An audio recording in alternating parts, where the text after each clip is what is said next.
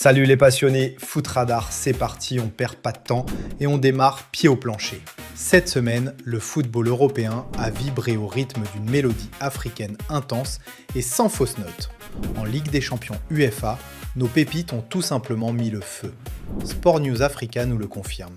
Des noms comme Diaz, Jackson, Diomandé, Katamo, des noms à retenir, des talents à admirer. Ils ont illuminé les quarts de finale, prouvant match après match que le continent est un réservoir inépuisable de génie du ballon rond, prêt à marquer l'histoire des plus grandes compétitions. Et ça, c'est juste la crème de la crème. Parce qu'au global, ce week-end, nos Lions ont rugi partout en Europe. 13 buts et 7 passes décisives claquées dans les championnats majeurs. Ligue 1, Liga, Bundesliga. Africaradio.com a fait les comptes et le bilan est clair. Nos gars sont omniprésents, incontournables, et ils portent leurs équipes vers les sommets. Une fierté immense qui nous rappelle la puissance de notre formation et la qualité intrinsèque de nos athlètes. L'Afrique est partout et elle brille.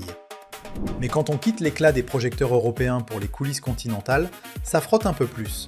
Le foot africain, c'est pas que des buts et des passes, c'est aussi des tensions, des déclarations chocs et des enjeux politiques qui peuvent faire trembler les fondations. Et la visite du président de la CAF à Dakar, elle fait des vagues, goal.com nous le dit. Un nouveau chapitre s'ouvre dans la relation déjà tendue entre le Sénégal et le Maroc. La finale de la Coupe d'Afrique des Nations 2025 continue de faire parler d'elle, et les répercussions diplomatiques s'accumulent. Ça sent la poudre à canon, on surveille ça de près, car ces coulisses-là peuvent impacter tout le continent. Une affaire à suivre de très très près. Et poudre à canon, parlons-en. Les demi-finales de la Ligue des Champions CAF, c'est du très lourd. L'Espérance de Tunis, le géant tunisien, s'apprête à accueillir un monstre sud-africain, Mamelodi Sundowns. Rendez-vous ce dimanche pour le match aller. Foot Africa pointe 5 dossiers brûlants qui entourent cette confrontation majeure. Des enjeux tactiques aux batailles psychologiques, en passant par l'état de forme des joueurs clés, tout est sur la table. C'est le grand rendez-vous des champions, le choc des titans, et l'Afrique va retenir son souffle pour ce qui promet d'être une double confrontation épique. Que le meilleur gagne et que le spectacle soit au rendez-vous. Et pendant ce temps, dans les championnats locaux, la vie continue, avec ses hauts et ses bas.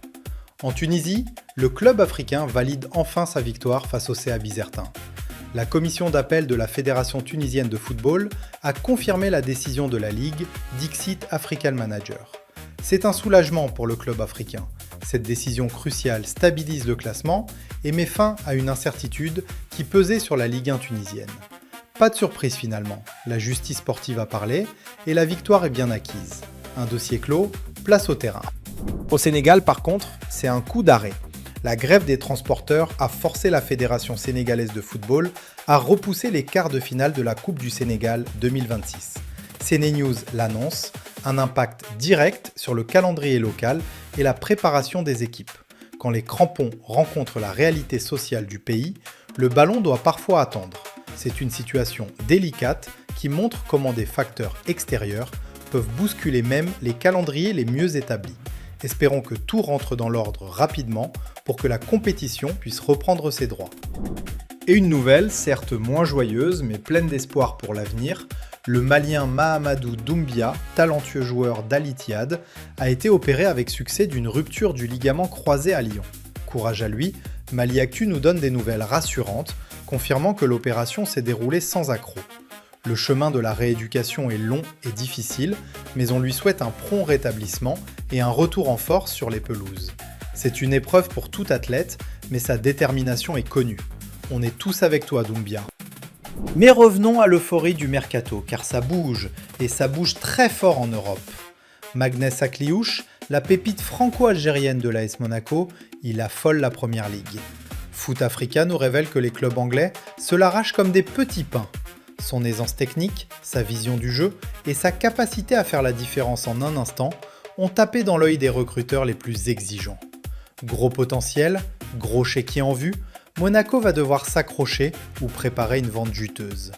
Il représente l'avenir du football et la puissance de la formation française. Et parlant de Première Ligue et de jeunes talents convoités, une vraie guerre d'enchères se prépare pour Karim Koulibaly. Manchester United est sur le coup pour renforcer sa défense, mais la concurrence est féroce de la part d'autres clubs prestigieux du championnat anglais. Africa Foot nous promet un mercato agité et des rebondissements pour ce jeune défenseur dont la cote ne cesse de grimper. Solide, intelligent dans ses placements, il a tout pour devenir un rock en première ligue. Qui remportera la mise? L'été promet d'être chaud, très chaud sur le marché des transferts. Voilà pour ce Foot Radar Express rempli d'infos chaudes, de tensions et de pépites qui brillent. On se retrouve très vite pour un nouveau débriefing. D'ici là, restez connectés, le foot ne dort jamais.